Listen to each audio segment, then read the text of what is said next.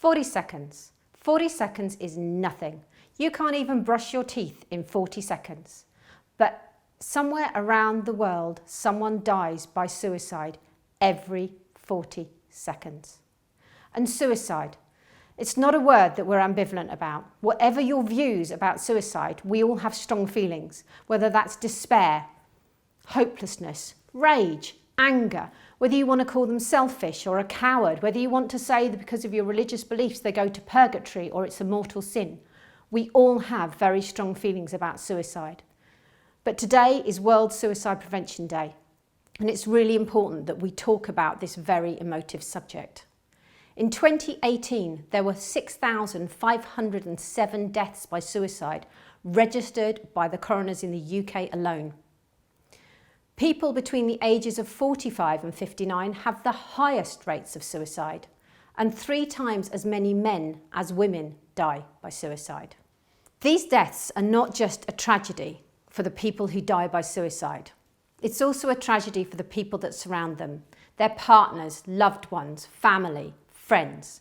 They estimate that for every death by suicide, 135 additional people are affected by the tragedy of that death. So let's talk about some of the myths that surround suicide. Myth number 1, people who talk about suicide don't complete suicide.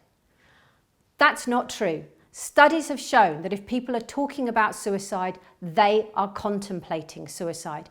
And anybody talking about such things needs to be taken seriously because it might be their way of reaching out and their cry for help and assistance. Myth number 2, suicidal people are fully intent on dying.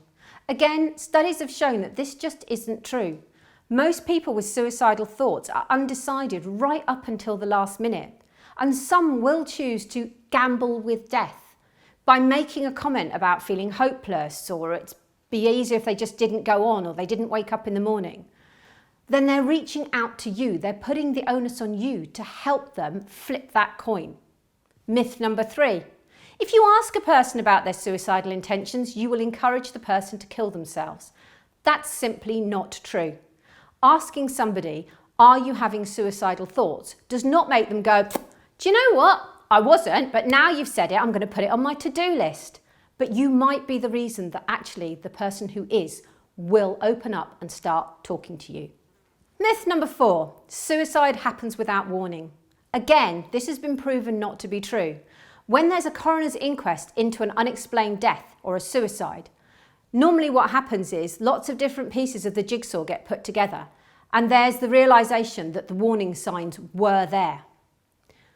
So what are the warning signs?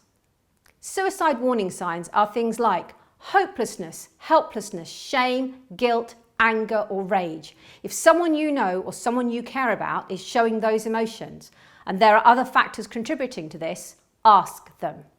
If somebody starts telling you that they feel like there's no way out, or if there's a dramatic change in personality, appearance or mood, if they're normally well kept and then they suddenly start not bothering, ask why. If that person starts to withdraw from friends, family or society. If they start showing changed eating or sleeping habits. Maybe it's a colleague and you notice a serious drop in work performance. If they start telling you they can see no reason for living, no sense of purpose in life. If you become aware that they are talking or writing about death, dying or suicide. If they start saying goodbye or putting their affairs in order. So if there is a sudden, unexplained recovery, people don't just get better. That's often an indication that they're suddenly feeling like everything's going to be all right because they've made their plan and they know when they are going to suicide. If you have access to their internet use, are they using suicide chat rooms or pro-suicide internet sites? That's a really warning sign. What can you do to help? Well, if you have a gut instinct, trust it and ask the question. Because I'm concerned about you and I want you to be all right, I have to ask, are you having suicidal thoughts? Please don't skirt around the issue by saying things like, you're not going to do something silly, are you? Yeah, I'm going to go and invest all my money in shares in Virgin Atlantic. That's a really silly thing to do, but that doesn't mean to say I'm thinking about killing myself. You have to ask it directly and clearly.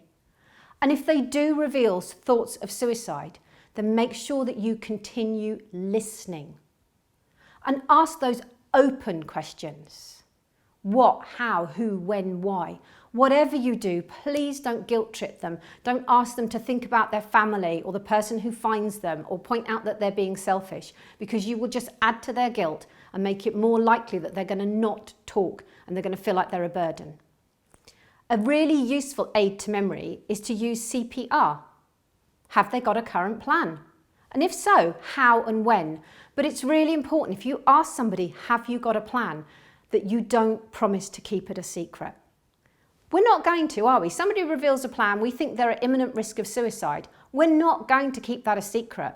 But the problem is that next time they're feeling like that, they're going to remember that you did that to them, and they won't share or open up to you or anyone else.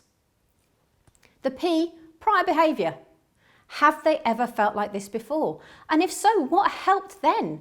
Because if it helped before, the chances are it might help now. And it'll get them thinking about the fact that they got through it once before. And then really importantly, resources. Do they have the means? I live in Cornwall.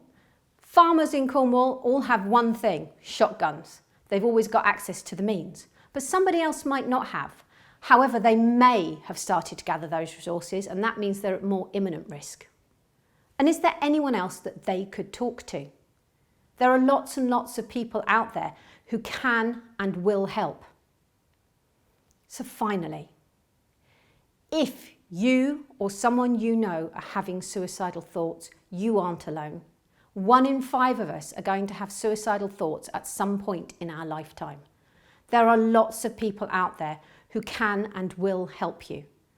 But if you don't have anybody close to you that you can turn to, these charities are there for you. You've got Samaritans. They're open 24/7. Dial the number. Calm, the campaign against living miserably, aims specifically at men. Or Papyrus, aims specifically at people under the age of 35. And if you have been unfortunate enough to have been bereaved through suicide, then there's SOBS. And they're there to help and support you and deal with the grief that comes from suicide. But whatever you do, please, please don't take on this alone. Reach out and get help.